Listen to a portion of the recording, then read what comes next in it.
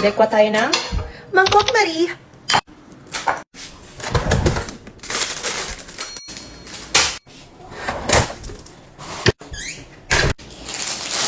Dekwa time.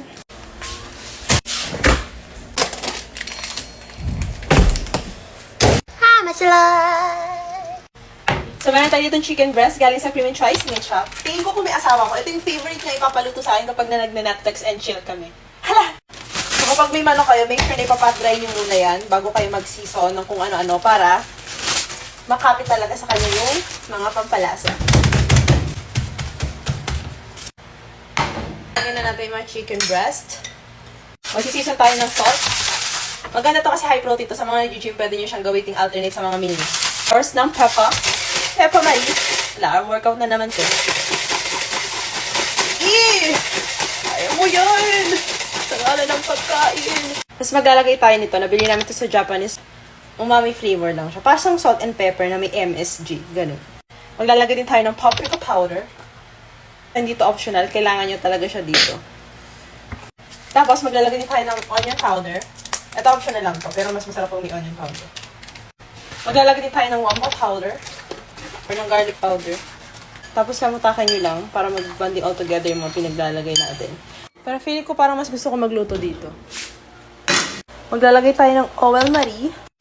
Ilalagay na natin yung mga chicken breast. Low fire lang pa chicken breast para hindi mag-dry. Ang sarap! Pag ganyan ang itsura ng oh my god, ang sarap. Pwede na to. Meron tayo ditong mayonnaise. Masarap siya, matamis. Malamang honey, may honey bang maasim. Konting-konti lang kasi hindi ako fan ito, pero kailangan siya sa dip para sumarap. Tapos maglalagay tayo ng onting evap milk. Tapos para mas sumarap, magpipis na tayo ng konting lemon. Gusto ko tequila. Yan, okay na yung ating dip. May masarap na tayong dip. Mag-assemble na tayo, maglalagay tayo ng sauce na ginawa natin kanina, konti lang. Tapos meron tayo ditong sliced cheese. Lagay nyo lang dito. Namay ko na nagugas ako. Huwag kayong ano dyan. Perfect! So, ipiprito na natin siya.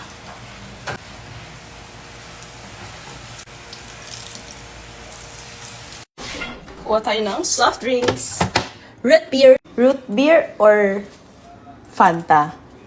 Ito na lang.